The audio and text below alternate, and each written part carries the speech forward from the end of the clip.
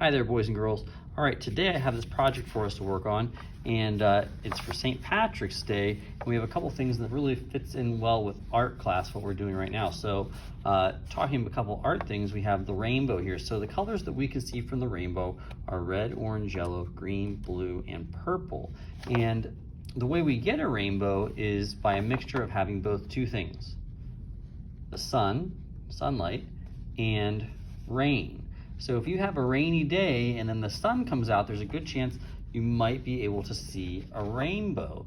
And something really fun about this project is that our rainbow is three-dimensional. You can see when I'm moving my paper how we can see that rainbow. Pretty cool, right?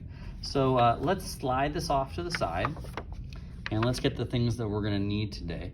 At our tables, we're gonna need to have crayons. So I have my crayons here. We're gonna need our glue sponge. So I have my glue sponge up in the corner. And we're gonna need a pair of scissors in a little bit.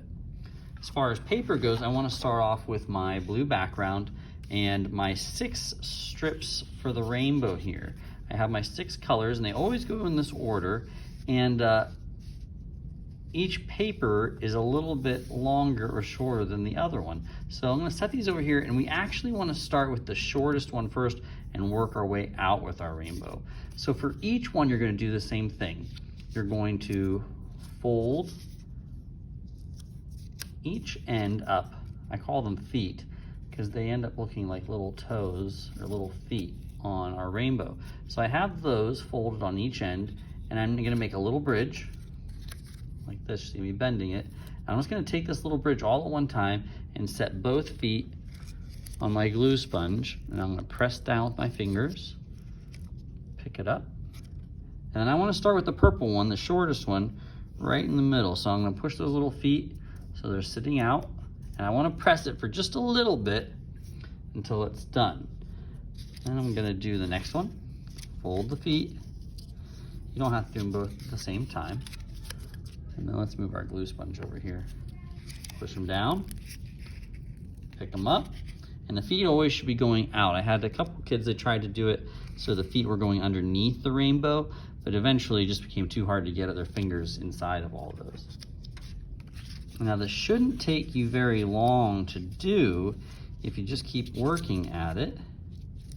And there's some of you are so inventive that you come up with quick ways to do everything. So maybe you're folding all of the papers at the same time and then you're just gluing them each. So different things like that, but I'm just doing one at a time right now. And you can see it doesn't really take me that long at all. Each one gets a little bit bigger. Got yellow. I know some versions of the rainbow, we include indigo in there, which goes in between blue and violet. I don't usually include indigo because when we talk about our paint mixing, it doesn't always work out quite as nicely with our primary and secondary colors. If you've forgotten which order they go in, I'm sure somewhere in the room, if you look around, you're gonna see a color wheel, and that'll help you know which order they go in. So my last one, fold those 2 little feet, press them on the sponge. Your fingers are probably covered with a little bit of glue. That's okay, you just rub them together. You don't need to run to the sink, just rub them together, and that glue will come off. All right, and after we do that, I'm gonna do these clouds. So I already have the clouds copied onto these pieces of paper. Either your teacher will bring them around to you, or you can go up and get 2 for yourself. I cut mine out ahead of time, so I have these 2 cut out. I like to leave a little bit of the black showing. I think it looks nice, and you can position these however you want. I have some kids put them on each end. I have some kids, they try to like do it at angles, like diagonally on their paper. Maybe they're both facing the same way. I think I'll do mine. I kind of try to cover up a little bit of the feet of that last rainbow.